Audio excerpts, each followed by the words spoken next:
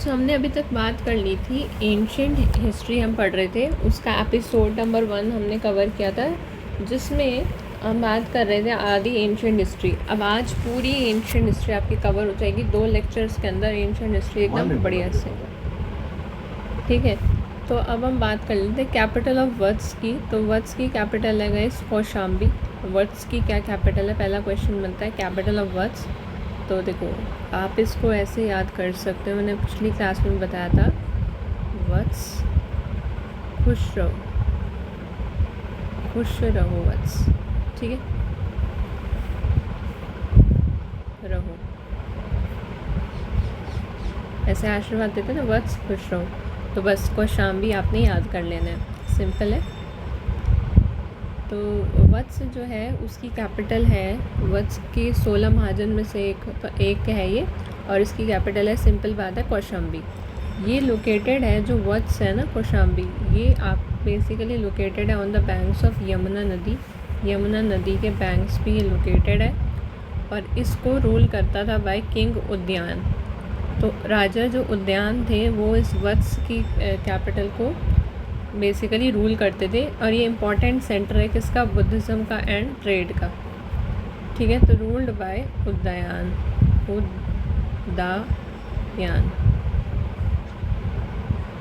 उदयन, राजा उदयन। हाँ जी, ठीक है, चलो। और ये वत्स जो है यहाँ पे किस चीज़ का इम्पोर्टेंट सेंटर है, बुद्धिज़्म का और ट्रेड का, बुद्धिज़्म का एंड ट्रेड का इम्पोर्टेंट सेंटर है ये। आगे बात कर लेते हैं और जैसे कैपिटल्स की। तो वत्स का तो मैंने आपको बता दिया, वत्स का खुश रहो वत्स, वत्स का कौशाम्बी। मगध का राजगिरी भी है और पाटलिपुत्र भी है। मगध का क्या है, राजगिरी एंड पाटलिपुत्र, दोनों सही आंसर है। पहले राजगिरी था, बाद में पाटलिपुत्र हो गया। ठीक है, मगध का तो ठीक है भाई, पाटलिपुत्र याद रहेगा, राजगिरी याद रहेगा, इजी है, सीरियल्स में देखा होगा हमने।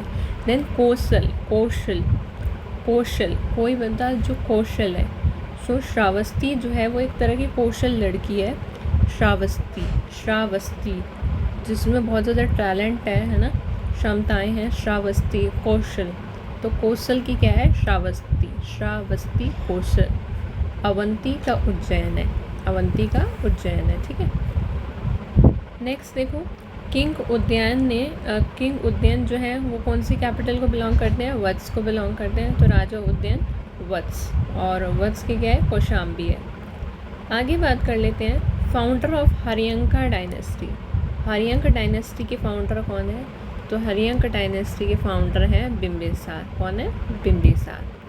ठीक है, तो हरियंक डायनेस्टी के फाउंडर हैं बिंबिसार। हरियंक डायनेस्टी की कैपिटल की बात करें, हरियंक डायनेस्टी की कैपिटल की बात करें, सो वो है राजगिरी। और ये एक्सपैंडेड द मगध, इन्होंने ही एक्सपैंड किया था मगध को through diplomacy and conquest. So Haryanka dynasty आई और जिसकी कैपिटल क्या है, राजगिरी है, राजगिरी है, और इसको फाउंड किया था बिंबिसार ने।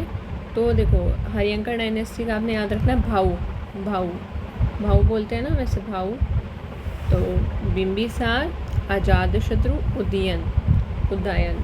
ठीक है, उदयन, वो जो है ना, ये देखो जो अभी आया है राजा उद्यान है ना, और ये है राजा उदयन, उदयन। ठीक है, so Bimbisara, Ajatashatru and Udayan. Never confuse the founder with the greatest ruler. Greatest ruler और फाउंडर, ये नहीं कि जो फाउंडर है वही ग्रेटेस्ट रूलर है, नहीं, greatest ruler is a different case, but founder है गाइस बिंबिसार, फाउंडर है Bimbisara. Now who shifted the capital from Rajgiri to Pataliputra. जब हमने बात करी भाई हरियंका डायनेस्टी की कैपिटल क्या है, राजगिरी है, उसको बाद में पाटलिपुत्र ले जाने वाला कौन था, वो था उदयन। कौन था, उदयन था। नेक्स्ट देखते हैं, during the Alexander invasion Magadha was ruled by. Alexander के इन्वेजन में, मतलब during the Alexander invasion, so during the Alexander's invasion Magadha was ruled by. तो जब एलेक्जेंडर लोगों ने अपने आप को इन्वेड करा ना, तो उस समय जो मगध है वो मगध पे राज कर रहे थे नंदास। कौन राज कर रहे थे, नंदास। उसके बाद मौर्य तो बाद में आए हैं, और पता है इसमें जो अलेक्जेंडर ने जब इन्वेजन किया तो वो उस समय था 326 बीसी। उस समय 326 बीसी था। और मगध का राजा कौन था? राजा धनानंद। उसके बाद आपको पता है चंद्रगुप्त आया। तो एक अगर टाइमलाइन की बात देखें तो कैसे कैसे डायनेस्टी आई। सबसे पहले हरियंका डायनेस्टी, जिसमें हमने पढ़ा भाव यानी बिंबिसार, अजातशत्रु और उदयन। उदयन ही वो बंदा है जिसने अपनी कैपिटल शिफ्ट करी राजगृह से पाटलिपुत्र। राजगृह से पाटलिपुत्र, भाई मगध की कैपिटल थी ना, यानी मगध पे राज कर रहे थे, तो राजगृह से पाटलिपुत्र। समझ गए आप लोग? थोड़ा पेन नहीं चल रहा।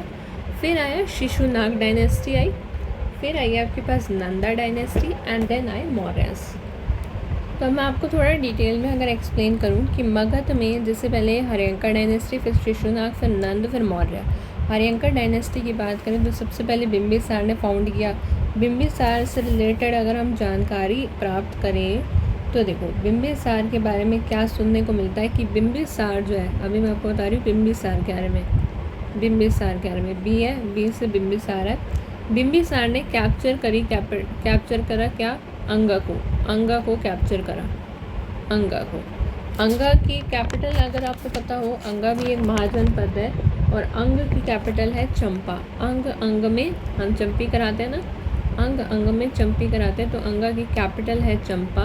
तो इसको कैप्चर पूरा कब्जा लिया बिंबिसार ने। इसकी क्योंकि अब अंगा की हमने नॉर्मली कैपिटल पढ़ते हैं, बट अगर हम उस समय बात करें ना, एट दैट टाइम जब बिंबिसार राजा बना तो मगध का राजा बन रहा है। हम बात कर रहे हैं मगध एम्पायर की। तो उस समय कैपिटल क्या थी? राजगृह। उस समय कैपिटल क्या थी? Rajgriha. Right, very nice. So Rajgriha थी। अब बिंबिसार की बात करें, भाई बिंबिसार ने शादी करी किसके साथ? देखो बिंबिसार क्या था? बिंबिसार ने ना शादी करी किसके साथ? जैसे दो शादियां कर ली बिंबिसार ने, दहेज में सामान इकट्ठा करने के चक्कर में ना दो शादियां कर ली। एक उसने कर ली कौशल की महारानी, एक तो कौशल एम्पायर है ना, उसकी राजकुमारी से कर ली कौशल एम्पायर। कौशल की मैंने आपको भी बताई थी श्रावस्ती, ये पावरफुल एम्पायर था, ताकि उसे मिल जाए कौशल। अब लालच ये हो गया कि यहाँ से तो उसने दहेज इकट्ठा कर लिया, बट अब उसको बेटा भी चाहिए था। बेटा इससे नहीं मिल रहा था, ये वाली रानी से बेटा नहीं मिल रहा था, जिसकी वजह से लेटर क्या होता है, जिसकी वजह से वो कर लेता है लिच्छवी से शादी, लिच्छवी की महारानी से शादी। बट अब हालांकि होता क्या है कि ऐसा कुछ हो जाता है, मेरे ख्याल इनका भी फिर पुत्र होता है जिसका नाम अभी हमको नहीं मालूम है। बट पॉइंट है कि जिस लिच्छवी की रानी से शादी की थी ना कि भाई पुत्र होगा, तो उसी का जो पुत्र है विदेही पुत्र, उसी का जो पुत्र है उसको हम कहते हैं विदेही पुत्र। विदेही पुत्र ये खुद अजातशत्रु को अजातशत्रु कह रही हूँ, बिंबिसार को मार देता है ना, और ये क्या बन जाता है? अजातशत्रु बन जाता है राजा। अजातशत्रु, देखो अपनी ही जात का शत्रु है अजातशत्रु, ठीक है, अजातशत्रु। अब बट अजातशत्रु के बारे में क्या कहा जाता है? अजातशत्रु के पहले थोड़ा पढ़ लेते हैं डिटेल। तो अजातशत्रु के बारे में ये कहा जाता है कि जिस समय जिससे हम पढ़ते हैं, अगर बुद्धिज़्म की बात करते हैं कि 483 BC तक ही गौतम बुद्धा का टाइम पीरियड रहा था, तो उनके बाद जो है वो पहली बुद्धिस्ट काउंसिल बनी थी, फर्स्ट बुद्धिस्ट काउंसिल बनी थी। और वो फर्स्ट बुद्धिस्ट काउंसिल बनी थी इसी कैपिटल में, जो कि कैपिटल क्या है उस समय? राजगृह ही है, तो वहीं पे ही बनी थी। राजगृह मगध की कैपिटल ना, वहीं पे पहली बुद्धिस्ट काउंसिल कराई थी। किसने? अजातशत्रु ने कराई थी, मैंने आपको लास्ट क्लास में पढ़ाया था, राइट। और जो उसके चेयरमैन थे उनका नाम क्या था? जो चेयरमैन थे उनका नाम था महाकश्यप। उनका नाम क्या था? महाकश्यप, ठीक है, कश्यप। क्लियर है गाइस? अच्छा, फिर अजातशत्रु के बाद उसका खुद का बेटा आया, उसने भी वही किया, उसने अजातशत्रु को खुद मार डाला और खुद बन गया राजा। वो कौन है? वो है यही उदयन। और उदयन ने क्या किया? उदयन ने एक बढ़िया काम ये किया कि राजगृह से कैपिटल उठाई और शिफ्ट कहाँ कर दी, पाटलिपुत्र में कर दी। तो राजगृह से कैपिटल उठाई और शिफ्ट कहाँ कर दी, पाटलिपुत्र में शिफ्ट कर दी। अब ऐसा क्यों, देखो समझते हैं इसको भी। आइए ज़रा हम इसको अंडरस्टैंड कर लेते हैं कि क्या चक्कर क्या था। ये जो मगध की कैपिटल राजगृह में पहले राजगृह क्यों रखी थी, और मगध एक पावरफुल एक्चुअली माना जाता था ना, Magadha was the powerful Mahajanapada, Magadha was a powerful Mahajanapada. तो ऐसा क्या हो गया कि भाई राजगृह से उठा के वहाँ रख दी पाटलिपुत्र, कुछ तो फ़ायदा हो रहा होगा। देखो पहले क्या था, जो कैपिटल थी ना राजगृह, वो इसलिए रखी थी मगध वालों ने पावरफुल कि पहले लोगों को, सैनिक वगैरह को पहाड़ वगैरह चढ़ने नहीं आते थे, तो उन्होंने एकदम पहाड़ों के बीचों बीच ये कैपिटल चुनी थी, राजगृह। और इसी कैपिटल को, राजगृह को हम इसलिए क्या कहते थे, गिर यानी आपके पहाड़ कह लो, गिरी है ना, तो गिरिव्रज, गिरी से एकदम घिरा हुआ गिरिव्रज होता था ये, गिरिव्रज राजगृह का दूसरा नाम होता था। बट लेटर, और ये बहुत ही बढ़िया, जैसे मगध इतना फेमस इसलिए है क्योंकि अगर आप देखो ना, ये गंगा और यमुना के एकदम बीच में, यानी इधर से गंगा नदी जा रही है ना, इधर से यमुना नदी जा रही है, उसके बीचों बीच था एकदम मगध। और मगध इसलिए फेमस था क्योंकि ना फर्टाइल रीजन था, मतलब यहाँ की जो आप खेती बाड़ी कह लो बहुत ही बढ़िया चलती थी खेती बाड़ी। सो एकदम फर्टाइल रीजन के होने के नाते जो है मगध को वो माना जाता था बढ़िया। और फिर इसलिए कहते हैं दो नदियों के बीच का रीजन था, जिसे हम दोआब रीजन कहते हैं, यानी गंगा जो है और यमुना है, दो नदियाँ, इनके बीच में मगध था ना, तो दो नदियों के बीच का एक रीजन था। तो यहाँ एग्रीकल्चर भी ज़्यादा होता था, फर्टाइल रीजन है, फिर एग्रीकल्चर ज़्यादा होगा तो पैसा ज़्यादा होगा तो पॉपुलेशन भी ज़्यादा थी और एकदम बढ़िया काम चलता था, इसलिए सब हर कोई मगध के पीछे पड़ा हुआ था। और आज के टाइम पे देखा जाए यूपी बिहार ये वाला जो रीजन है ना, ये मगध साइड का मान के, जैसे यूपी बिहार की पॉपुलेशन है इस टाइप से।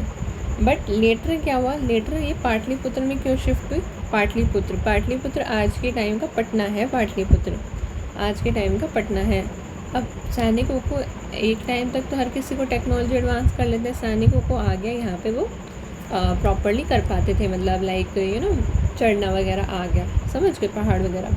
तो अब इन्होंने सोचा कुछ और जुगाड़ करते हैं। फिर उन्होंने क्या किया, एक ऐसा एरिया चुना जो इधर से जाती थी नदी, कोसी नदी जाती थी, इधर आपका पड़ता था हिमालयाज़, इधर हिमालयाज़ पड़ते थे, इधर आपकी पड़ गई गंडक नदी, ठीक है, कुछ पता नहीं पेन को क्या हो गया, कोई नहीं। और इधर पड़ गई आपकी नदी गंगा, हर हर गंगे। और इधर से नदी आ रही है आपकी, सोचो सोन नदी आ रही है। तो इसी के बीचों बीच जो एरिया था ना, उसका नाम पड़ा पाटलिपुत्र, जो आज के समय पे आप इसे पटना कहलाते हो, पाटलिपुत्र। तो इसलिए इसका दूसरा नाम पड़ा पाटलिपुत्र का, जल दुर्ग, जो जल से घिरा हुआ। तो अब लगा कि यार ये कैपिटल सेफ हो सकती है, तो इसलिए दैट इज़ वाई अब आपको समझ आया कि उदयीन ने ऐसा क्यों करा। और इसलिए हम उदयीन राजा का नाम पढ़ते हैं बाऊ, जो ये बाऊ आए ना हरियंका डायनेस्टी के, तो इसमें जो उदयीन है उसने शिफ्ट करी राजगीर से पाटलिपुत्र। सो अगर आपको यहाँ समझ आ गया तो मैं ये पार्ट रब कर दूँ क्या, ठीक है, मैं यहाँ पे आपको शिशुनाग वाला पढ़ा देती हूँ, यस।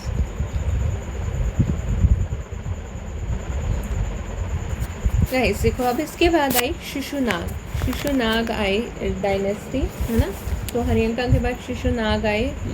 तो शिशुनाग के अगर हम टाइम पीरियड की बात करें ना, तो वो आ गई थी आपकी, ओके, तो शिशुनाग डायनेस्टी, ठीक है, यस। तो शिशुनाग आपकी, जैसे आपको पता है बीसी थोड़ा पुराना पीछे से हिसाब चलता है उनका, 413 से लेके 345 BCE तक, बिफोर कॉमन एरा, राइट। सो क्राइस्ट से पहले वाले एरा को कहते हैं। हाँ, तो अब बात कर रही थी कि शिशुनाग डायनेस्टी में जो मेन रूलर आया वो शिशुनाग आया, जिसने किसको किया, उदयीन को हटा दिया, खुद बन गया। और शिशुनाग के बाद उसी नाग वंश का जो आया वो आया काल अशोक,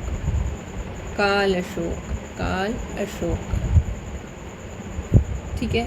इसकी क्या ख़ास बात है जो हमें पढ़नी चाहिए, हिस्ट्री में पूछी जाती है, वो ये बच्चे कि इसने सेकंड बुद्धिस्ट काउंसिल जो है वो इसी की ही देन है। सेकंड बुद्धिस्ट काउंसिल जो है वो इसी काल अशोक की ही देन है, और जो कि 383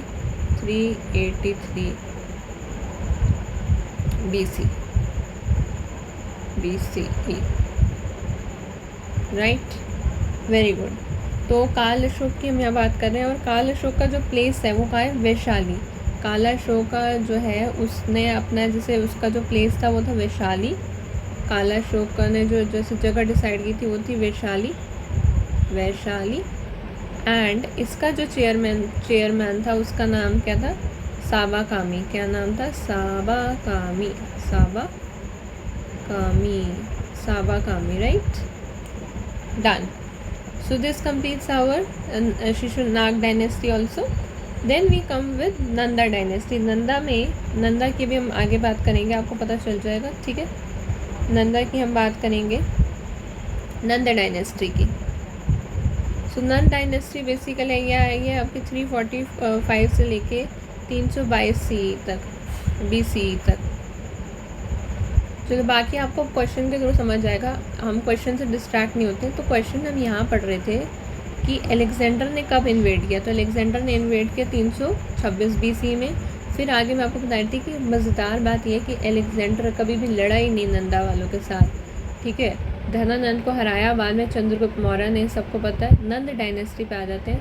नंद डायनेस्टी का मैं आपको बता रही थी ना, नंद डायनेस्टी का जो फाउंडर है वो है महापद्मनंदा। कौन है, महापद्मनंदा, ठीक है। सो ये फाउंडर है। नंद डायनेस्टी के फाउंडर को एक और नाम से जाना जाता है, और वो है एकारत, एकरत, ठीक है, एकारत इस नाम से जाना जाता है, यानी डिस्ट्रॉयर ऑफ क्षत्रियास को मारने वाला वो एक इंसान, वो महापद्मनंदा था। महापद्मनंदा, देख रहे हो नाम कैसे, पदम तभी तो ना पद्म हो गए, तो ई का रथ।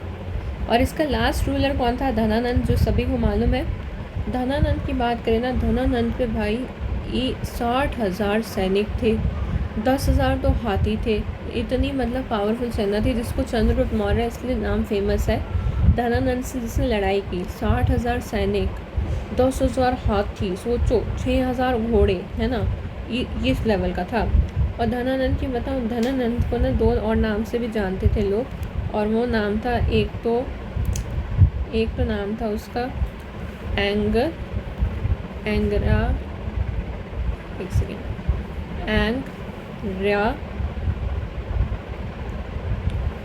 एंग्रामिस, ठीक है। एक तो इस नाम से जानते थे, और दूसरा नाम था धनानंद का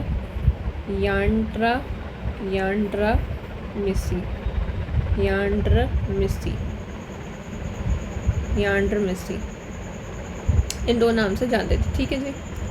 चलो क्लियर है चंद्रगुप्त मौर्य। अब आ जाओ अपने मौर्य पे। मौर्य रूलर पे आए तो बताओ कौन सा मौर्य रूलर है जिसको नाम दिया जाता है अमृतघटा। अमृतघटा किस मौर्य रूलर को नाम दिया जाता है, अमृतघटा किस मौर्य रूलर का नाम है, वो है बिंदुसार, ठीक है। सो बिंदुसार का जो नाम है वो है अमृतघटा, बिल्कुल सही जवाब है। आपको पता है मौर्य में ज़्यादा है ही नहीं, अशोक, बिंदुसार और एक लास्ट रूलर होता है, उसका पढ़ेंगे बस। तो मौर्य का जो रूलर है जिसे अमृतघट कहते हैं वो है बिंदुसार। बिंदुसार के बारे में बात कर लेते हैं। इस बिंदुसार हमें पता है चंद्रगुप्त का बेटा, अशोक का फादर। बिंदुसार का ग्रीक नेम है एमरिकेट्स, ये इसका ग्रीक नेम है। बेसिकली ग्रीक लोगों ने जो नेम दिया है एमरिकेट्स, जिसका मीनिंग ये होता है डिस्ट्रॉयर ऑफ एनिमीज। एमरिकेट्स यानी डिस्ट्रॉयर ऑफ एनिमीज। और जो आपका अमृत घाट है ना, इसका मीनिंग भी होता है डिस्ट्रॉयर ऑफ फ्यूज, यानी वही एनिमीज, एक ही बात है।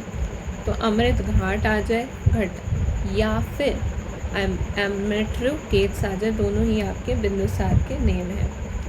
ओके, बिंदुसार की बात करें, बिंदुसार को एक और 2-3 नाम और है, जैसे कि बिंदुसार के नाम में अगर आपसे पूछ सकता है एग्जामिनर, मद्रासार, क्योंकि ये मदिरा बहुत पीता था तो मद्रासार, और सिम्हासेन, सेन। तो अगर इनमें से भी कुछ आ जाए ना तो आप समझ जाना बिंदुसार के ही नाम है। ठीक है, क्लियर है। अब बिंदुसार की बात करें गाइस, तो बिंदुसार का जो टाइम पीरियड है वो है 298 से लेके BC से लेके 273 BC तक। और इसको जो है ये मानता था, ये जैसे ये स्वीट वाइन, ड्राइड फिग्स, ये सब मानता था, है ना। एक इसने फिलोसफर भी, इसका पता क्या था, ये मतलब बाहर से वाइन मंगवा लेगा, ड्राइड फिग्स मंगवा लेगा। एक इसने फिलोसफर भी मांगा था, मना कर दिया था, हालांकि इसको मना कर दिया था वैसे तो ये एक जो धर्म में मानता था ना बिंदुसार, जिस चीज़ में मानता था उसका नाम है आजीविका सेक्ट। ये इतनी फेमस नहीं थी, तभी बहुत कम पढ़ते हैं हम, बट ये अगर मानता था किसी चीज़ में तो आजीविका सेक्ट उस समय चला था नया नया, उसमें ये मानता था, जिसमें, और वो आजीविका सेक्ट पता है किसका था, मखाली घोष, मखाली घोष, ठीक है, मखाली घोष। तो इसने क्या किया था, रिजेक्ट, जिस धर्म में क्या कहते थे कि रिजेक्ट द कर्म, कर्म मतलब कर्म करो वाली बात है, कर्म करो, या फिर कर्म को ऐसा कुछ मतलब मानते थे कि कर्म पे ज़्यादा नहीं था। तो बेसिकली आजीविका सेक्ट पे वो करता था, मतलब ये कर्म में नहीं मानते थे, इनका ये था कि कोई फ्री विल नहीं है, ये नियति में मानते थे कि जो भी हो रहा है ना हमारे पास्ट, प्रेजेंट और फ्यूचर, ये सब कॉस्मिक पावर से चल रहा है, अपना कोई इसमें रोल नहीं है, ह्यूमन एक्शन का, ना प्रेयर का, ना एफर्ट का, वो कोई रोल नहीं है। जो भी है सोल का नेचुरली डिसाइडेड है, सब फिक्स है, कब बर्थ है, कब रीबर्थ है, एवरीथिंग। सो ये रिजेक्ट करते थे, कर्म को रिजेक्ट करते थे। ट्रेडिशनल जो कर्मा का कंसेप्ट है, good and bad action can shape your future destiny, no, इनका मानना था डेस्टिनी ऑलरेडी प्री डिसाइडेड है, राइट। सो ये उस समय चली थी आजीविका सेक्ट, मखाली घोष की कॉन्सेप्ट है, समझ गए। चलो बढ़िया बात है, आगे बढ़ लेते हैं हम फिर।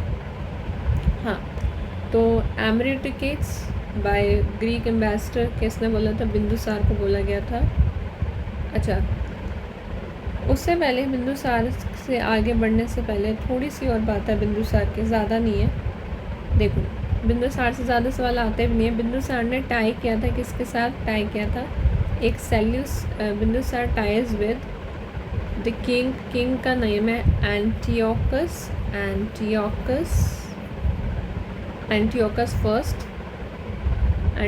फर्स्ट, जो कि है Seleucid king of Syria, king of Syria, clear है।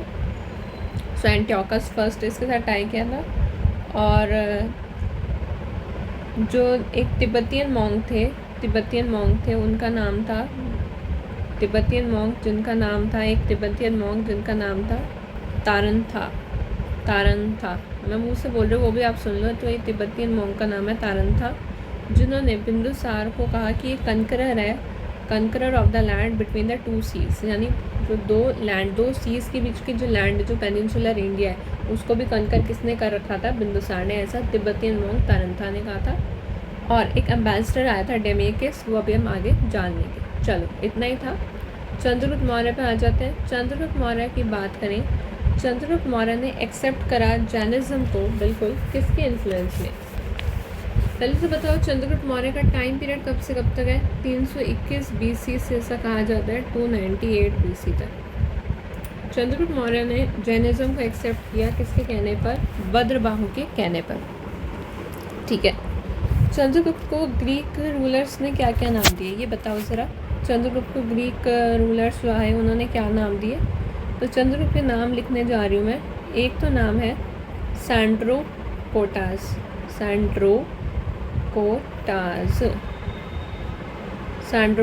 ये चंद्रगुप्त का नाम है। और दूसरा नाम है अवद्रोकोटास, ये भी चंद्रगुप्त का नाम है, ग्रीक नेम है, ठीक है। फटाफट करते हैं इंडियन हिस्ट्री जल्दी से। चंद्रगुप्त लड़ा, आपको पता है, नंदा से लड़ा, ठीक है, नंदा से लड़ा एंड ऑल यू नो। अच्छा, इनके गाइड कौन थे? चंद्रगुप्त के गाइड चाणक्य थे, सभी को पता है। चाणक्य को कौटिल्य भी कहते हैं। तक्षशिला यूनिवर्सिटी, नीति शास्त्र के ज्ञाता, पब्लिक एडमिनिस्ट्रेशन के जो फादर हैं वो भी चाणक्य ही हैं। पब्लिक एडमिनिस्ट्रेशन सुना हुआ ना आपने, उसके फादर हैं चाणक्य। नीति शास्त्र, लोक नीति, लोक प्रशासन, ये सब ये करते थे चाणक्य, इनके जो गुरु हैं।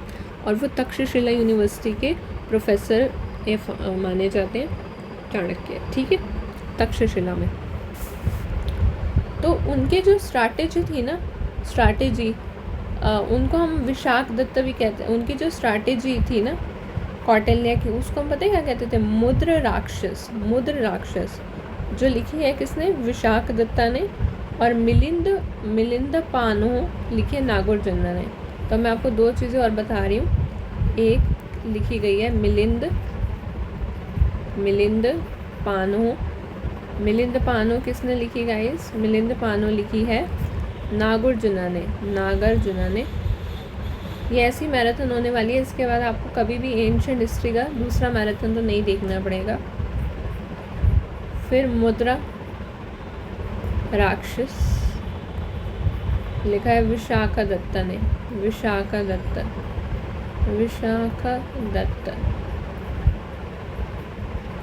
ठीक है जी। और मुद्रा राक्षस में जो है स्ट्रैटेजी बताई गई है कौटिल्य की, चाणक्य की, पर लिखने वाला कौन है? विशाखा दत्ता है। चलो अब आ जाओ भद्रबाहु की। हम बात कर रहे थे ना कि भाई चंद्रगुप्त मौर्य ने जैनिज्म एक्सेप्ट किया भद्रबाहु के कहने पे। Okay, yes.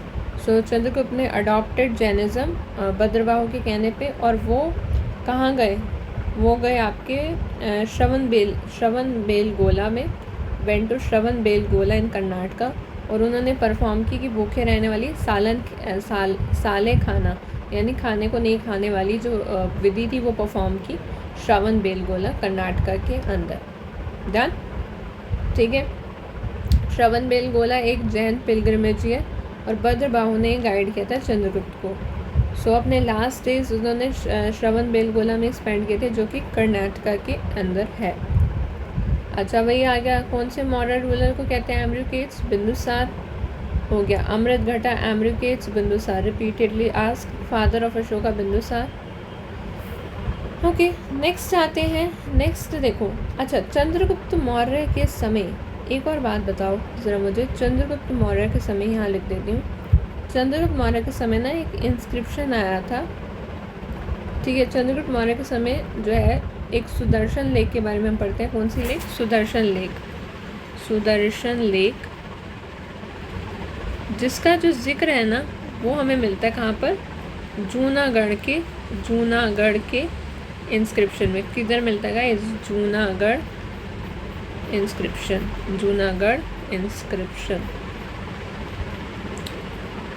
ठीक है। शैबश, वेरी नाइस ऑफ यू।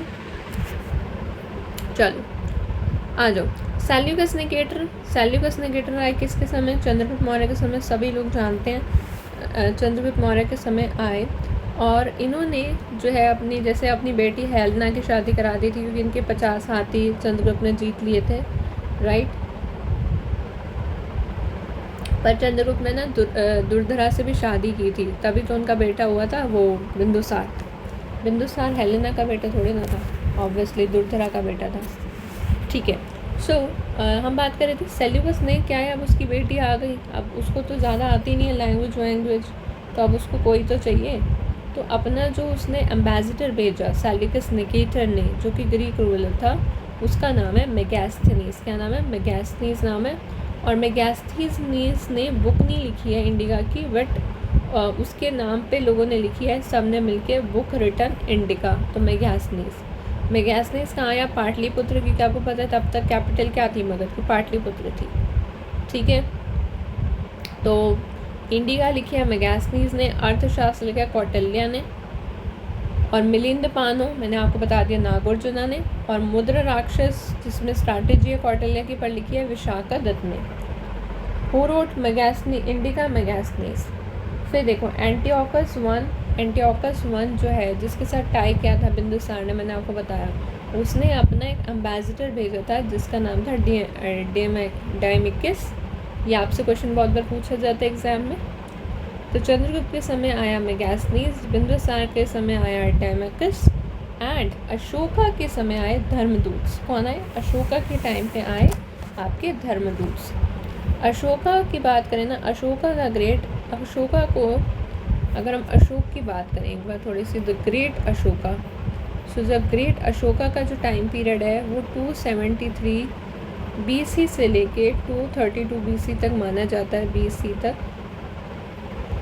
माना जाता है। और अशोका को governor of Takshashila and Ujjain भी कहा जाता है। अशोका को governor of Takshashila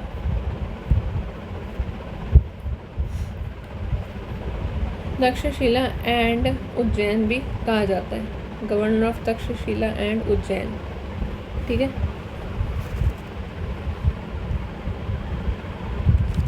okay guys, so moving further, अब हम बात कर लेते हैं आगे। ये थोड़ा स्टेबल ही होगा स्क्रीन।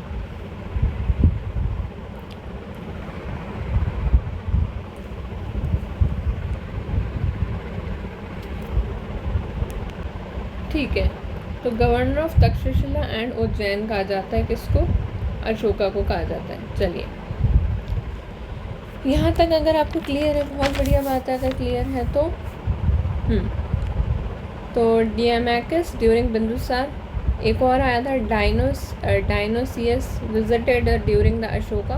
तो ये जो एक्सपेक्टेड क्वेश्चन है कि डायनोसियस किसके कोर्ट में आया, तो वो अशोका के समय आया। और आपसे भी पूछ सकता है कि उसको भेजा किसने, तो उसको भेजने वाला जो राजा है उसका नाम है प्टोलेमी।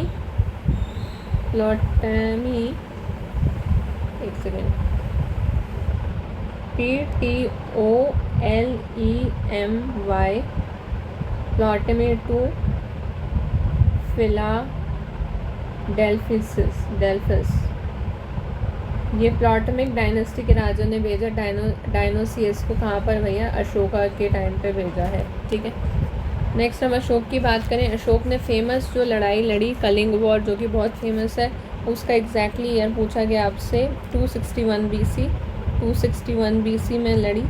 ठीक है, 261 BC में। और उसके बाद उसने 260 जो अशोक राजा ना, अशोक राजा के बारे में किस में लिखा है, कौन सी इंस्क्रिप्शन में लिखा है? मास की इंस्क्रिप्शन में लिखा है। कौन सी इंस्क्रिप्शन में लिखा है?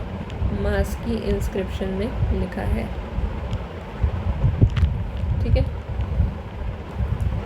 और अशोका ने बेसिकली जो प्रॉपरली अगर थ्रोन पे अशोका बैठा वो 269 BC में बैठा। किसकी हेल्प से बैठा? राधा गुप्त की हेल्प से बैठा। राधा गुप्त की हेल्प से बैठा। इम्पॉर्टेंट इवेंट्स की बात करें अशोका की, तो वो है, आपको पता है, आफ्टर द वॉर अशोका ने अडॉप्ट करा धम्म को, बुद्धिज़्म को, सेंड करी मिशनरीज अब्रॉड भेजी और इशू करे कुछ रॉक एडिक्ट्स। सो कलिंगा वॉर कब हुआ? 261 BC में। कब हुआ? 261 BC में हुआ कलिंगा वॉर। और ये प्रेजेंट डे कहाँ पर है? प्रेजेंट डे ओडिशा के अंदर है। और जो मेजर रॉक एडिक्ट जो कलिंग वॉर को डिस्क्राइब करता है वो है rock edict 13। Rock edict 13 describe this war. चलो, टाइम फॉर द रिविजन। अभी तक जितना भी पढ़ाया, इतना सारा जो भी बड़बड़ करा, इतना ही रिवाइज कर लो। यही तुम्हारे लिए बहुत है, पहले इतना रिवाइज करो, फिर आगे क्वेश्चन कराती हूँ। भैया, वत्स की कैपिटल खुसरो Vatsa Kaushambi. Founder of Haryanka dynasty Bimbisara. Alexander ने इन्वेड करा ड्यूरिंग दी नंदा रूल। पर एलेक्जेंडर और नंदों की लड़ाई नहीं हुई। एलेक्जेंडर की लड़ाई तो मौर्य से हुई, चंद्रगुप्त मौर्य से। बाय द वे एक बात क्लियर कर दूँ, मैंने बहुत गलत बात बोल दी, वो ये कि एलेक्जेंडर की लड़ाई चंद्रगुप्त मौर्य से। देखिए, एलेक्जेंडर ने इन्वेड ज़रूर किया नंदास के टाइम पे, बट वो उनकी लड़ाई ना नंदास से हुई, ना कोई चंद्रगुप्त मौर्य वगैरह से हुई। बट एलेक्जेंडर ने इन्वेड कब किया वो आपसे ज़रूर पूछ लेता है, तो बस आप उन्हें उतना ही याद रखना है। तो वो आप याद रख सकते हो कि 326 BC में आया, बस इतना याद रखना है। यही क्वेश्चन बनता है। Founder of Nanda Mahapadma Nanda. Amitraghata या एमरुकेट्स किसे कहते हैं? बिंदुसार को। चंद्रगुप्त मौर्य ने जैनिज़्म को एक्सेप्ट करा अंडर भद्रबाहु। मेगास्थनीज लिखी है इंडिका ने, इंडिका लिखी है मेगास्थनीज ने। डेमियाकस आया था बिंदुसार के समय। कलिंग वॉर हुआ 261 BC में और ये डिस्क्राइब है इन द मेजर रॉक 13। तो हमने मेजर रिवीजन कर लिया है अभी तक जो पढ़ा है। सो एक बार अब हम बात कर लेते हैं महाजनपद की। देखो महाजनपद का ना प्रॉपर रिवीजन कर लेते हैं। महाजनपद के बारे में थोड़ी डिटेल मैंने कम बताई है, इसलिए एक बार रिवीजन ज़रूरी है। देखो महाजनपद की 16 कैपिटल है। महाजनपद वाले आयरन मेटल पे डिपेंड करते थे, और उस समय वो वैश्य शूद्र था। तो कोई कहता था कि जैसे वैश्य लोग कहते थे, ऐसा उस समय माना जाता था कि भाई हम तो एक काम करते हैं, तुम लोग तो हर कोई अपना अपना ब्राह्मण क्षत्रिय चला होता। वैश्य कहते हैं हम जैनिज़्म को अडॉप्ट कर लेते हैं, शूद्र लोग कहते हैं हम चलो बुद्धिज़्म को कर लेते हैं। तो ये कुछ चक्कर पड़ा हुआ था उनका उस समय। तो पॉइंट ये है कि महाजनपद की बात कर रहे हैं, 16 महाजनपद, उनके आपने कैपिटल और उनकी बस मॉडर्न लोकेशन याद रख लो, काम जैसे दौड़ जाएगा। महाजनपद से कोई भी क्वेश्चन अटकेगा नहीं। तो महाजनपद की बात करें तो पहला है काशी। काशी की कैपिटल है वाराणसी। काशी वाराणसी, आज के समय पर बनारस है, यूपी। सिंपल बात है। कौशल, कौशल है जिसमें स्किल होती है, जिसमें अपनी टैलेंट होती है। श्रावस्ती, तो श्रावस्ती में है कौशल, काम करने का कौशल है बढ़िया से। और श्रावस्ती आज के समय पे अवध में पड़ता है, यूपी। अवध एक इलाका है उत्तर प्रदेश के अंदर, आपको मालूम होगा अवध, अवध है ना। अवध जो है एक इलाका यूपी के अंदर, वहाँ पे पड़ता है कौशल। कौशल श्रावस्ती जिसकी कैपिटल थी। अंग, अंग में चंपी करनी है तो अंग की कैपिटल है चंपा। और प्रेजेंट डे में वो पड़ती है मोंगहायार, भागलपुर बिहार के अंदर। ठीक है, भागलपुर बिहार के अंदर पड़ती है अंग, जिसकी कैपिटल है चंपा, अभी बिहार में है। फिर वज्जी की बात करें, वज्जी की कैपिटल है वैशाली, और प्रेजेंट डे में बात करें तो वो बिहार के अंदर है। वज्जी की कैपिटल वैशाली है, प्रेजेंट डे के अंदर वो बिहार में है। फिर बात करें मल्ला। मल्ला, मल्ला की कैपिटल है, देखो मल्ला, मल्ला, मल्ला आप ऐसे याद रख लो कि जो बंदा माला माल हो जाए, मल्ला, मल्ला माला माल हो जाए तो वो खुश रहेगा। तो कुशीनगर और पावापुरी, उसके तो पाँव ज़मीन पे नहीं पड़ेंगे। पावपुरी, वो कहता है कि पाँव अपने ज़मीन पर रख, पावापुरी। तो दो कैपिटल है मल्ला की, कुशीनगर एंड पावापुरी, जो कि अभी है देरोया के अंदर, बस्ती के अंदर, और वो है गोरखपुर में, और गोरखपुर है आपका यूपी के अंदर। फिर छेदी, छेदी, छेदी, छेदी, छेदी, सूक्ति मती जी छेदी छेदी काम कर रही है, और ये आपका पड़ता है बुंदेलखंड में। बुंदेलखंड कौन सी स्टेट में है वो बात कर लेते हैं। एक्चुअली बुंदेलखंड की स्टेट इसलिए नहीं मेंशन क्योंकि बुंदेलखंड जो है वो यूपी और मध्य प्रदेश दोनों के बीचों बीच वाले रीजन में आता है, इसलिए। ठीक है। देन वत्स, वत्स खुश रहो, खुश रहो, वत्स, वत्स का कौशाम्बी है, जो कि है इलाहाबाद के अंदर, प्रयागराज यूपी के अंदर है। कुरु की बात करें, कुरु की है इंद्रप्रस्थ। कुरु आज का जो हरियाणा है, दिल्ली साइड है, इंद्रप्रस्थ है ना। तो कुरु उस समय कैपिटल थी। कुरु राजा थे, है ना। पांचाल, पांचाल है ना, पांचाल जो है वो काम्पिल्या, पांचाल की काम्पिल्या, वेस्टर्न टाइम का यूपी हो गया। फिर मत्स्य, मत्स्य, मत्स्य मछली, मछली बड़ी बड़ी मछली है। विराटनगर, विराटनगर जयपुर में है, अलवर के अंदर, जयपुर, अलवर, भरतपुर, ये सब कहाँ पड़ते हैं इलाके, राजस्थान साइड में। तो मत्स्य, विराटनगर, राइट। फिर सौरसेन, सौरसेन की क्या है, मथुरा, सौरसेन मथुरा, जो कि ब्रज का रीजन है ना यूपी में, सौरसेन मथुरा। अश्मक, अश्मक की क्या है, अश्मक या पोटाना या पोटली, अश्मक पोटली, अश्मक की पोटली, ये आपका नर्मदा और गोदावरी रीजन के बीच में पड़ता है। फिर अवंती का सबको पता है, महिष्मती, अवंती की महिष्मती, मालवा रीजन, मालवा रीजन पड़ता है ना। गंधार की तक्षशिला, जो पार्ट्स है पाकिस्तान अफगानिस्तान का। और मगध की पहले आपको पता है ना, अर्लियर राजगीर थी, लेटर पाटलिपुत्र हो गई, जो कि पटना, गया, शाहाबाद, बिहार, यूपी इस साइड पे आपका पड़ता है। और अगर हम बात करें मालवा रीजन की, तो गाइस जो आपका मालवा रीजन है,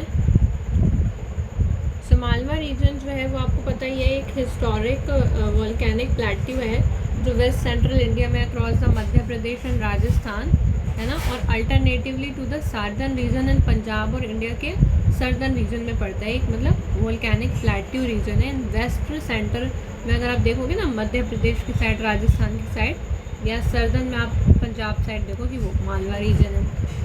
मगध की बता दी, अर्लियर राजगीर, लेटर पाटलिपुत्र, पटना, गया, शाहाबाद, कंबोज का है राजपुरा, हज़ारा डिस्ट्रिक्ट ऑफ पाकिस्तान।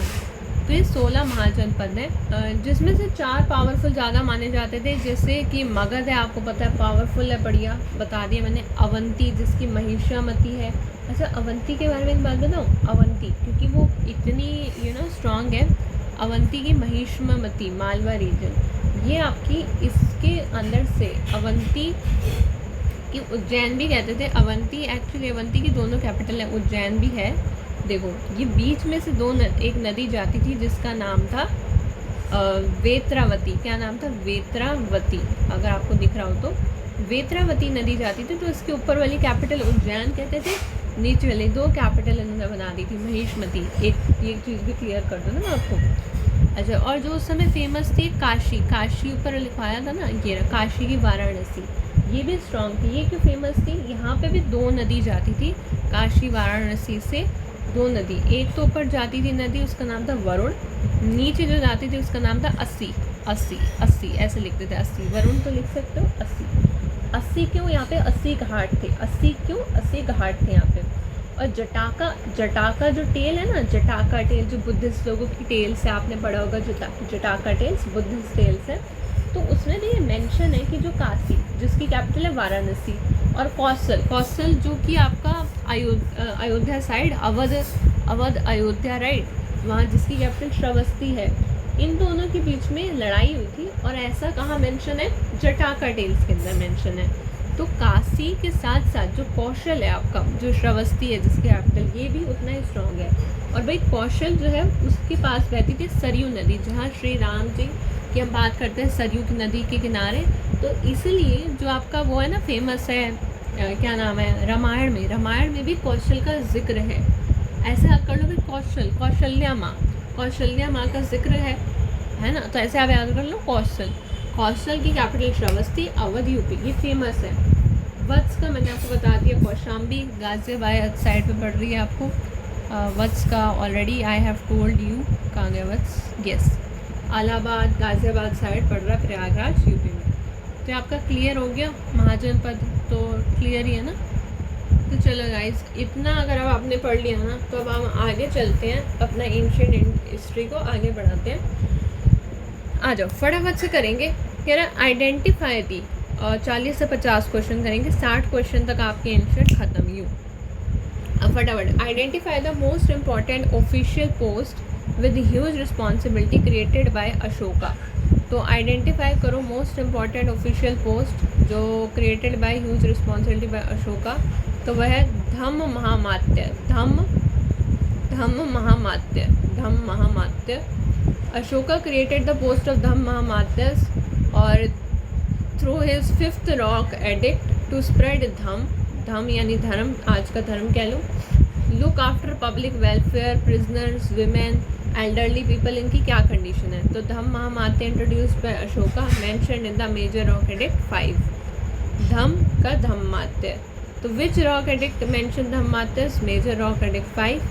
नेक्स्ट, अच्छा बताओ कौन सा ऐसा पहले जो है डिस्टिंग्विश फीचर है मॉडर्न आर्किटेक्चर का जो उसे अलग बनाता है? तो वो पिलर्स अलग बनाते हैं, मॉडर्न्स के पिलर्स हैं जो उन्हें क्या बनाते हैं? अलग बनाते हैं एकदम। Right guys, very good, very good. ठीक है, अशोका की ना, ये देखो अशोका जो है, हम धम्म महामात्य की बात कर रहे हैं ना। एक था भेरी घोष वॉर था, जो एक war conquer change to Dhamma Ghosh. Actually Bheri Ghosh से चेंज हुआ था धम्म घोष के अंदर। यानी पहले क्या था? पहले अशोक का नाम था भेरी घोष, क्योंकि वो लड़ाई करता रहता था, एकदम चंड सा अशोक बन गया था, चंड अशोक, तो उसे भेरी घोष कहते थे। फिर बाद में, यानी लड़ाई ये करता रहता था, बाद में वो धम्म घोष में कन्वर्ट हुआ। आ रहा है समझ में? ठीक है, तो ये चीज़ थी। अशोका ने जो है, अशोका को फिर बाद में लोगों ने नाम देने लग गए, जब वो अच्छा बन गया ना, देव नाम, पिया दसी, ओके, बुद्धिस्ट में कन्वर्ट कर दिया। अच्छा देखो, अशोका को राज सिंहासन पे बिठाने वाला कौन था 269 BC में? राधागुप्त था। अशोका को बुद्धिज्म में कन्वर्ट करने वाला कौन था? उपागुप्त। कौन था बच्चे? उपागुप्ता, जिसने बुद्धिज्म में कन्वर्जन किया। किसका? सुन लो ये बातें ध्यान से, अशोका को कन्वर्ट करा है। आ रहा है समझ में? सभी को आ रहा है? बहुत बढ़िया, बहुत ही बढ़िया, लाजवाब। तो अशोका और बुद्धिज़्म का इतना बढ़िया कनेक्शन है ना कि अगर आगे आता है तो ठीक है, वरना मैं आपको बताती हूँ, पहले बता ही देती हूँ। यहाँ पे अशोका का ज़रा कनेक्शन देखो। अशोका का बुद्धिज़्म के साथ इतना कनेक्शन है बढ़िया कि अशोका का और बुद्धिज़्म का कनेक्शन ये मेंशन है, एक इंस्क्रिप्शन है, उसका नाम है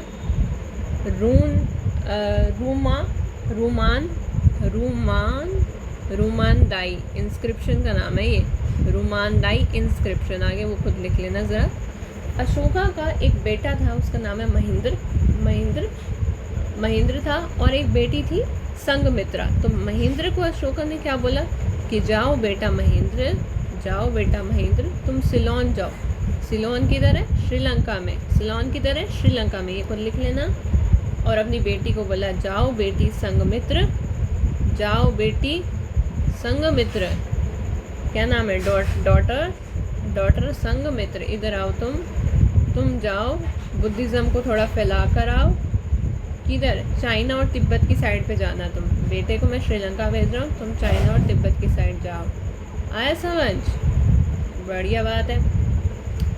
अशोका के रॉक एडिक्ट्स थे टोटल। अगर एडिक्ट्स की बात करें ना, अशोका के रॉक एडिक्ट्स ले लो, major rock edicts, minor rock edicts, pillar edicts, ये एडिक्ट वो एडिक्ट, तो टोटल अगर अशोका के इंस्क्रिप्शन है, टोटल कभी कोई इंस्क्रिप्शन पूछ लेना अशोका के, तो 33 लिखने। कितने लिखने हैं बच्चे?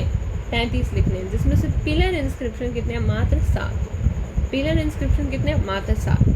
चलो अभी फिलहाल क्वेश्चन पे ही रहते हैं कि धम्म महामाते बहुत ही बढ़िया पोस्ट थी। और धम्म यानी धर्म। भाई देखो, प्राकृत लैंग्वेज में धम्म शब्द जो है, धर्म शब्द, हम तो धर्म बोलते हैं ना, धर्म का प्रचार प्रसार, तो धर्म शब्द को प्राकृत लैंग्वेज के अंदर धम्म बोलते हैं। क्या बोलते हैं? धम्म बोलते हैं। तो इसलिए धम्म महामाते, ठीक है। तो अगर रॉक एडिक्ट्स की बात करें, रॉक एडिक्ट्स में आप देख सकते हो कि धम्म महामाते की जो पोस्ट है इंट्रोड्यूस की है अशोका ने, वो मेजर रॉक एडिक्ट 5th में लिखा है। मेजर रॉक एडिक्ट 5th में लिखा है। और जैसे रॉक एडिक्ट्स की अगर हम बात करें ना, जैसे जो आपने रट्टा मारनी है, एक तो रॉक एडिक्ट मैंने आपको बताई थी, ऊपर आई थी रॉक एडिक्ट 13 आई थी ना, राइट, हाँ, रॉक एडिक्ट 13, जिसमें कलिंग वॉर के बारे में हो गया। 5वीं याद हो गई? 5वीं में क्या है? धम्म महामाते। 13वीं में 13th में आपका कलिंगा वॉर के बारे में, जो 261 BC में हुआ था, ठीक है। तो रॉक एडिक्ट 2 और 6 रॉक एडिक्ट है। वो आपको बताता है कि ideals of ruler of a welfare state, की यानी एक अच्छा जो रूलर है, जो रॉक एडिक्ट 2 और 6 है ना बच्चे, वो क्या बताता है कि अगर एक अच्छा रूलर है ना, एक अच्छा जो आइडियल्स होते हैं of the ruler of a welfare state, वो कैसा होता है। एक रॉक एडिक्ट 11 है, जो बताता है एथिकल कोड ऑफ कंडक्ट, कि स्लेव्स के साथ, अपने सर्वेंट्स के साथ आपने कैसे बिहेव करना है, एक एथिक्स क्या है आपके, एक मॉरल एथिक्स क्या है, आपने नॉन वायलेंस रखनी है, कैसे उनके साथ डील करना है, वो आपको 11 में बताता है।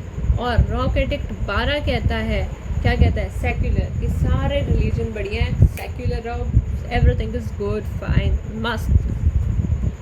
चलो, तो हम इसी के साथ नेक्स्ट क्वेश्चन पे आते हैं कि बताओ, which among the following element was the most distinguished feature of the modern architecture. तो मोस्ट जो डिस्टिंग्विश्ड फीचर है ना मॉडर्न आर्किटेक्चर का, वो है आपका पिलर्स। क्या है? पिलर्स है। पिलर्स से मुझे याद आ गया, टोटल पिलर एडिक्ट्स कितने हैं? टोटल पिलर एडिक्ट्स अशोका के समय 7 थे। 7 में से एग्ज़ाम के लिए जो इम्पोर्टेंट है, वैसे तो सारे ही हैं, 2 और 7 याद रख लेना। 2 कहता है धम्म, धम्म यानी धर्म, धर्म को प्राकृत में धम्म कहते हैं। Dhamma is the least amount of sin and virtues follow, कि पाप थोड़ा कम करो, अच्छे काम फॉलो करो। और पिलर एडिक्ट 7 कहता है कि धम्म को प्रोपोगेट करो, यानी 7 समुंदर पार फैलाओ धर्म को, जिसके लिए उसने अपने बेटा भेजा था। कहाँ पर? सिलोन में। महेंद्र को भेजा था श्रीलंका। बेटी संघमित्रा को किधर भेजा था? चाइना, तिब्बत में। तो धम्म को प्रोपोगेट करो, ऐसा 7 कहता है। और धम्म के बारे में कि वो एक लीस्ट अमाउंट ऑफ सिन है एंड वर्च्यूज है, वो पिलर एडिक्ट 2 में कहता है। ओके, सो मॉरन पिलर्स जो है वो किसके लिए फेमस है? Mirror like. मॉरन पिलर्स की जो फेमस है वो ये है कि पिलर मिरर लाइक पॉलिश है, मोनोलिथिक सैंडस्टोन है, मिरर लाइक पॉलिश है, मोनोलिथिक सैंडस्टोन है, एनिमल कैपिटल से अशोका की इंस्क्रिप्शन है। मोस्ट फेमस जो पिलर है वो है सारनाथ का लायन कैपिटल, जो हमारा नेशनल एम्बलम भी है। नेशनल एम्बलम सारनाथ का लायन कैपिटल। नेशनल एम्बलम कहाँ से लिया? सारनाथ के लायन कैपिटल से। सारनाथ है का प्रेजेंट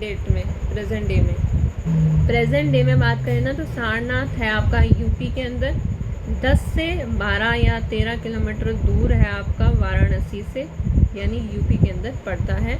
और सारनाथ को क्या मिल रखा है? यूनेस्को बुद्धिस्ट, क्योंकि बुद्धिस्ट पिलग्रिमेज साइट है ना, और इंडिया का 45 नंबर का यूनेस्को वर्ल्ड हेरिटेज साइट भी क्या है बच्चे? सारनाथ है, इसलिए इम्पोर्टेंट हो जाता है। और यहाँ से हमने नेशनल एम्बलम जो है वो इधर से ही लिया है, ठीक है। तो आई थिंक मॉडर्न रूलर्स के बारे में मैंने आपको मैक्सिमम बातें बता दी, ठीक है।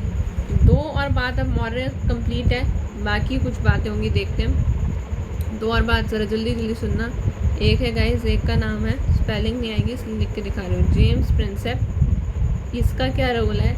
इसने सक्सीड करा था, जितने भी अशोक के इंस्क्रिप्शन है ना सब पढ़े थे इसने 1837 में AD। और एक अगर हम बात करें लास्ट मॉडर्न रूलर कौन है? लास्ट मॉडर्न रूलर का वो है बृहद्रथ। बस इतना ही सवाल पूछना था मैंने आपसे, दैट्स इट। आ जाओ। पतंजलि किसने लिखी है? Patanjali wrote Mahabhashya during which dynasty? Patanjali ने लिखी है महाभाष्य कौन सी डायनेस्टी में लिखी है? तो बच्चे वो लिखी है शुंगा डायनेस्टी में पतंजलि ने महाभाष्य लिखी है। महाभाष्य लिखी है, एक इम्पॉर्टेंट कमेंट्री लिखी है ऑन द पाणिनीज ग्रामर, पाणिनी की ग्रामर पे एक कमेंट्री लिखी है। शुंगा रूलर का नाम क्या था? पुष्यमित्र शुंग। पाणिनि किसके हैं? अष्टाध्यायी के पाणिनि। Patanjali Mahabhashya, exam alert. पतंजलि ने पाणिनि की चीज़ों को पॉलिश किया ना, पाणिनि की ग्रामर को पॉलिश किया और पतंजलि लिखा। अष्टाध्यायी किसने लिखी? पाणिनि ने। अच्छा अब आ जाओ, ओरिजिनल फाउंडर या एडिटर बताओ। कौटिल्य का अर्थशास्त्र मनुस्क्रिप्ट जो है उसके एडिटर कौन है? कौटिल्य के अर्थशास्त्र के, तो वो है आर शमा शास्त्री हैं। एक अर्थशास्त्र जो है ना वो खो गई थी, उसका मैन्युस्क्रिप्ट डिस्कवर करा था आर शमा शास्त्री ने। कब? 1905 के अंदर कौटिल्य, चाणक्य, विष्णुगुप्त, ठीक है। ओके, बढ़िया है। नाउ कलिंगा के वॉर के बारे में क्या बताता है? रॉक एडिक्ट 13, ठीक है, रिपीटेड क्वेश्चंस हैं। अर्थशास्त्र कौटिल्य ने लिखी है, ठीक है, ये मैंने आपको बता दिया। कौटिल्य का इकोनॉमी वगैरह इन सब से लेन देन है। विष्णुगुप्त, ठीक है, कौटिल्य को विष्णुगुप्त भी कह सकते हो। पहला गुप्ता रूलर जिसने अज्यूम करा टाइटल महाराजा धीराज का, तो गुप्ता रूलर जिसने अज्यूम करा टाइटल महाराजा धीराज का वो कौन है? महाराजा धीराज का टाइटल किसने लिया भैया? बोलो। पहला गुप्ता रूलर जिसने टाइटल लिया है महाराजा धीराज कौन है? चंद्रगुप्त फर्स्ट है, ये दूसरा वाला चंद्रगुप्त है। इसने शादी करी है लिच्छवी के प्रिंसेस, उसका नाम है कुमार देवी से, ताकि इसका एम्पायर स्ट्रेंथन हो। चंद्रगुप्त फर्स्ट ने किया है, और गुप्ता इसी ने एम्पायर एक्सपैंड किया है, चंद्रगुप्त फर्स्ट ने। हुज कॉइन्स डिपिक्ट्स कुमार देवी? तो चंद्रगुप्त फर्स्ट, वो कहाँ की प्रिंसेस हैं? लिच्छवी की प्रिंसेस हैं। अच्छा, who described Samudragupta as the Napoleon of India? Napoleon of India जो है, who described Samudragupta as Napoleon of India? So Napoleon of India Samudragupta को कौन कहते हैं? Napoleon of India V.A. Smith. तो वी स्मिथ याद रखना, क्योंकि पूरा नाम तो विंसेंट आर्थर स्मिथ है, वी स्मिथ सफिशिएंट है। क्यों कहा उन्होंने समुद्रगुप्ता को नेपोलियन ऑफ इंडिया?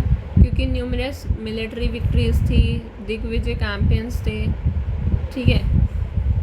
अच्छा, कौन सी इंस्क्रिप्शन है जो डिस्क्राइब करती है समुद्रगुप्ता के कन्क्वेस्ट को?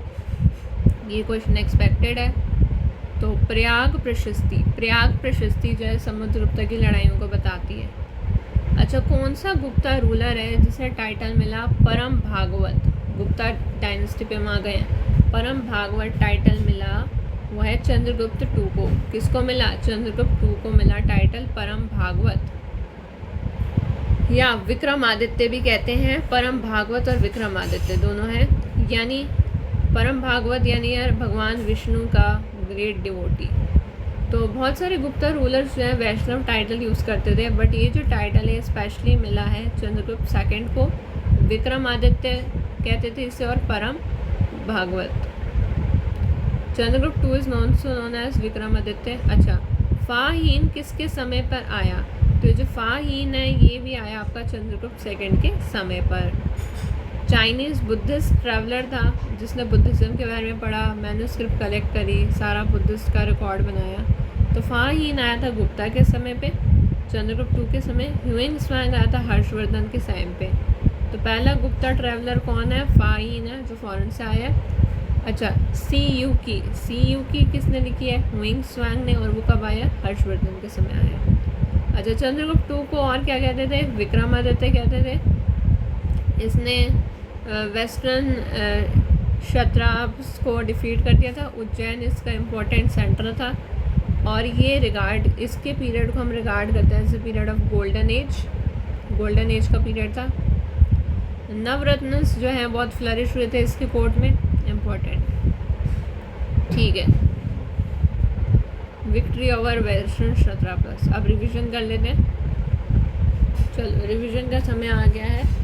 चलो फटाफट बताना। धम्म महामात्य अशोका ने बोला था, रॉक एडिक्ट 5 में लिखा है। मौर्य आर्किटेक्चर पिलर्स पतंजलि महाभाष्य ने। आर शमा शास्त्री ने अर्थशास्त्र का मनुस्क्रिप्ट ढूंढा। रॉक एडिक्ट 13 में कलिंग वॉर के बारे में लिखा है। अर्थशास्त्र के कौटिल्य ने। चंद्रगुप्त फर्स्ट को टाइटल मिला महाराजा धीराज। समुद्रगुप्ता को नेपोलियन ऑफ इंडिया कहा है वी स्मिथ ने। फाहीन आया था चंद्रगुप्त टू के समय।